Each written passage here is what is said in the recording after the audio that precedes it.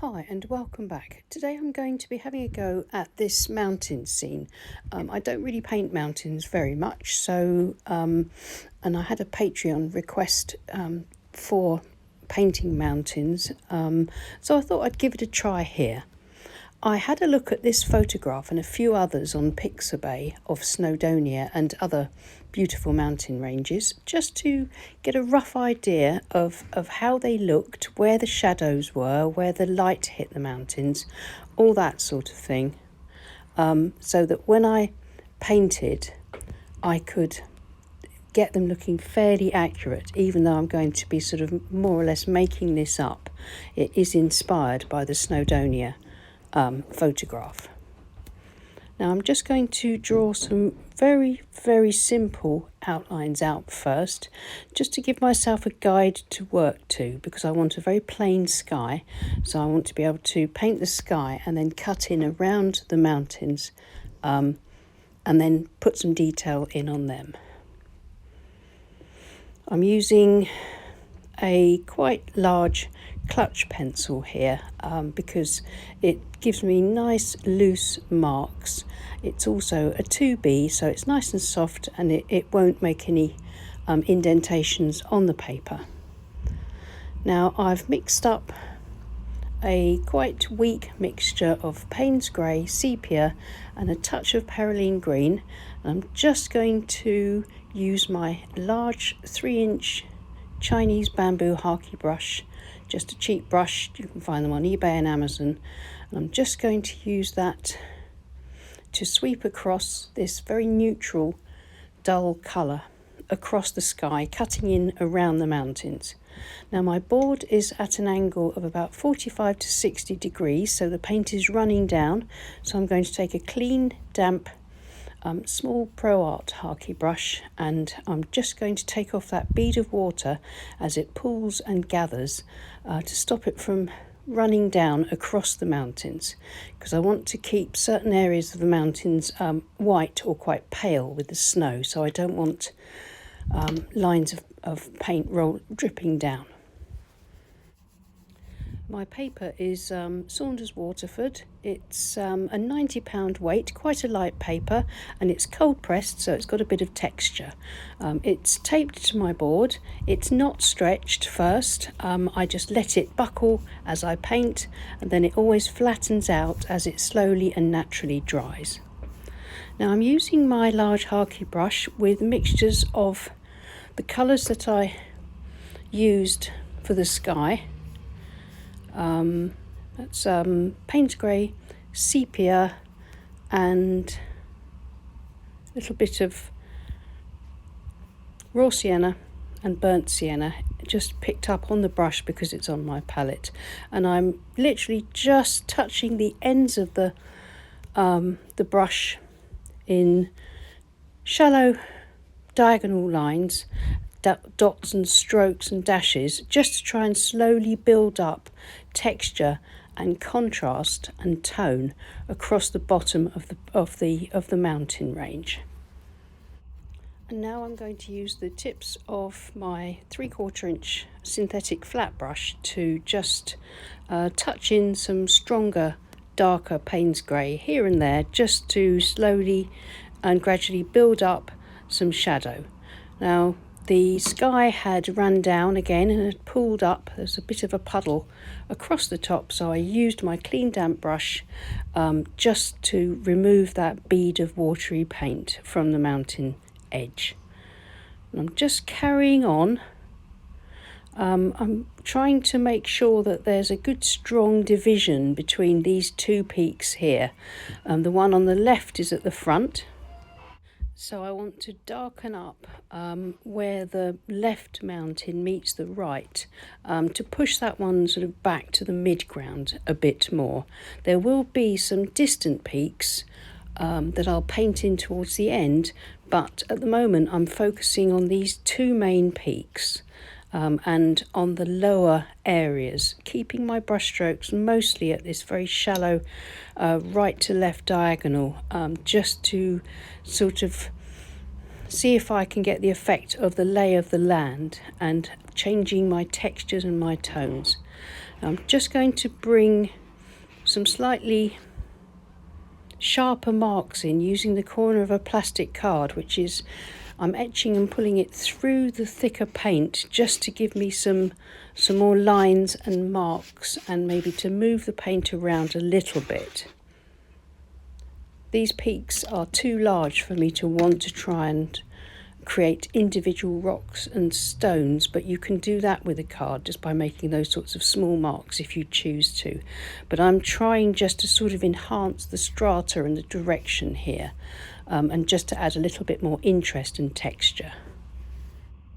And now I'm going to very quickly, without overthinking it too much, just add some quite watery Payne's grey across the snowy peaks, just for some shadow, mostly on the left side of the mountain. I'm going to leave the right edge of this mountain virtually untouched, just maybe a few touches of paint here and there, just to try and build up the sort of the shadowy look and to allow the white paper to show through for the snowy peaks.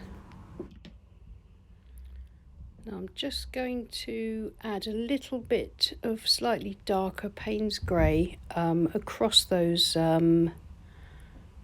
light shadows in places, just very carefully adding a little tiny bit here, and it should soften and diffuse as that paint there is still wet, but it should hopefully give me the loose impression of the snow and the shadow on the top of the mountain.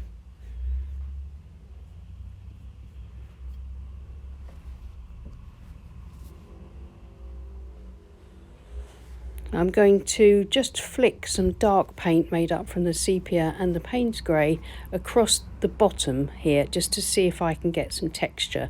The paint is still damp there, so these speckled marks will mostly diffuse. But just to add a tiny bit more texture across the base of the mountains. This is an experiment. I've never painted a range like this before in this way, so I'm just seeing what the paint will do, and it's a really good exercise and good practice very often. And if something doesn't work, it doesn't matter. It's just a piece of paper. But literally, if you can look at what doesn't work, and the next time you try and paint, you can exclude that part of the process and enhance what does work and work a bit more on that. And that's part of the kind of learning curve of painting with watercolour, especially loose painting, is finding that kind of shorthand way of mark making in order to give the impression of the subject that you're trying to paint. Now this layer is nearly finished, so what I'm doing is just going backwards and forwards across the painting, looking at it and just making little adjustments here and there, either to tone or to texture, maybe deepening up the darks in certain areas. And if I'm sort of watching and what I'm doing, I can dab back out. If something goes in too dark, it doesn't matter, because with a tissue I can carefully and quickly wipe it away or just adjust it slightly. So this is a kind of balancing act, just trying to get this layer to work as a whole before I let it completely dry.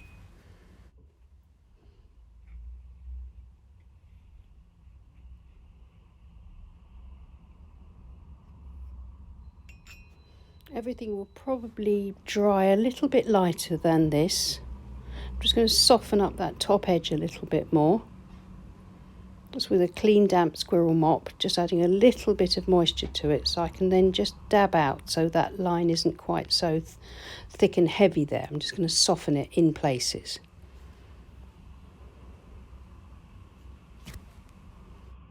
I'm now going to wait for it to dry completely. It's completely dry, and it's dried a little bit lighter. It is actually darker than it looks here because of the light that's coming in through my studio window at the moment. But I'm just going to work on a few more touches. I'm going to spatter on some more of that dark mixture across the base there, just for some added texture. Now really I should mask over the rest, or cover the rest of the painting with some paper so that the spatter doesn't go on there, but I was quite careful just to keep it across the bottom there.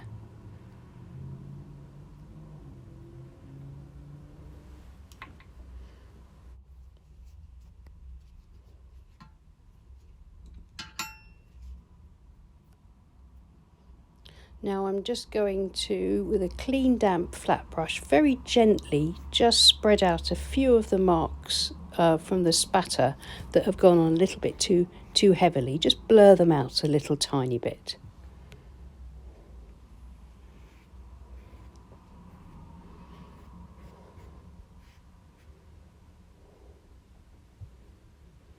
And now the next stage is just to go in and paint the distant mountains.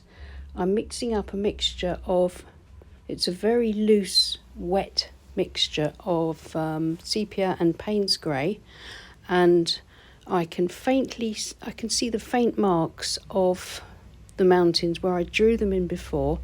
Although they don't show up very well on the painting, I can still see them. And now I'm just going to go over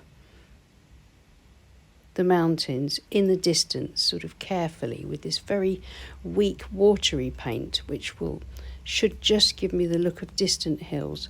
And I'm softening it back even more by adding more water to my brush. It's a small calligraphy brush, and I'm just going to bring the lines down so that I get some variation in the tone and the texture, so it looks like the light is hitting those distant misty mountains in places, but without much definition.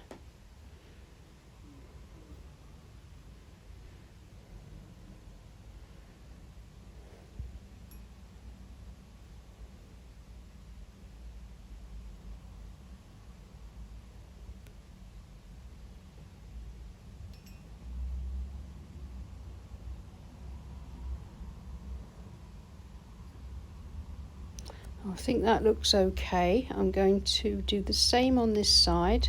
Again, I'm going to follow my pencil lines, maybe make some slight adjustments if I feel that the peak needs to be slightly higher.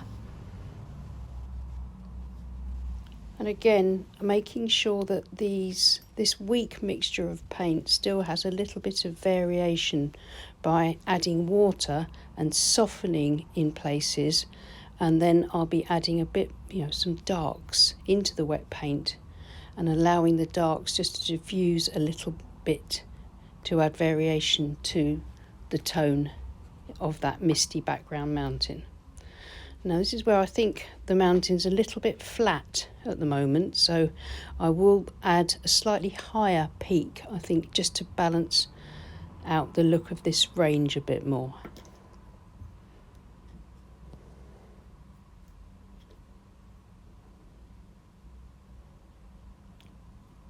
Just mop out the water a bit towards the base to give that sort of misty look, and again soften across the base of this side as well.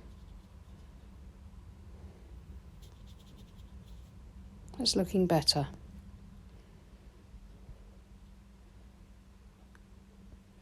Just going to take this peak up just a little bit higher. I just think it will balance out the painting a little bit more, so I'm using some slightly darker paint over this side, as this the left side sort of more in shadow.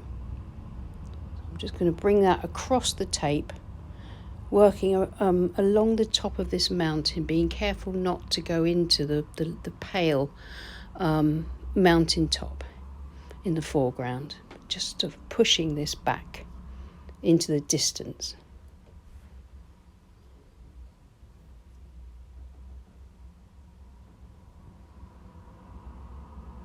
Just going to put a bit more shadow while the paint is still wet here, and then it will gently diffuse.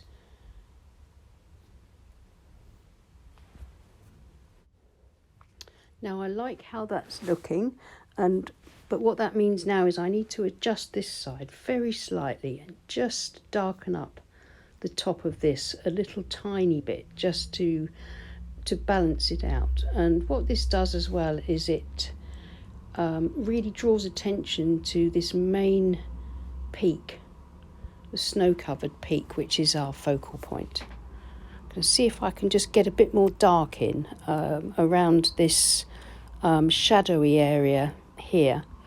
Just see if I can get that to make the area pop a little bit more, so that peak really stands out.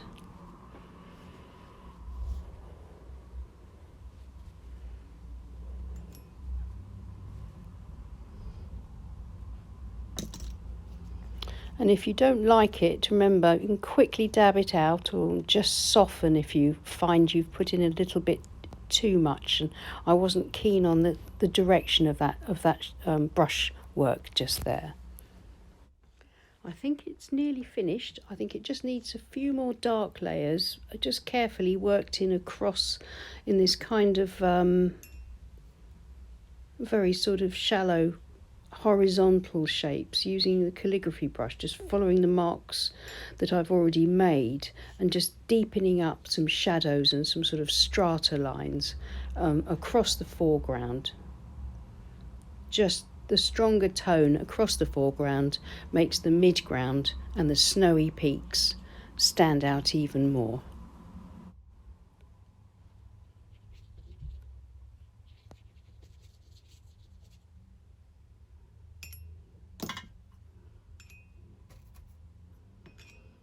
Every so often, step back and sort of have a look and see how it's looking, and then make decisions based on that as to what to do next.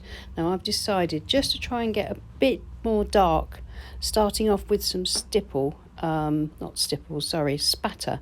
with my bristle brush, again across just the very base, just to add that kind of different texture to the very linear brush strokes that I've got already.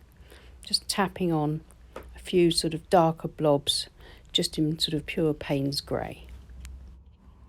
And finally, I think I just want a few areas of very dark paint, so I'm using lamp black just across the bottom corners.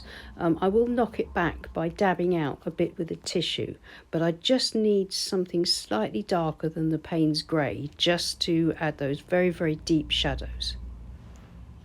So using the tissue, I'm just gently dabbing off a bit of the real dark areas, but still leaving enough to darken up the corners. I think I might just see if I can just dot in a tiny bit of dark across that peak. No, I don't think I'm going to worry about that. I think it's all right as it is. Let's have a look. I'm going to pull the tape off to reveal that nice clean white border. I'm pulling it away from the painting so that it doesn't tear into the painting if it's caught or stuck a bit hard. So tearing the tape away, and my nice clean white border really shows off the shape of the mountains, I think.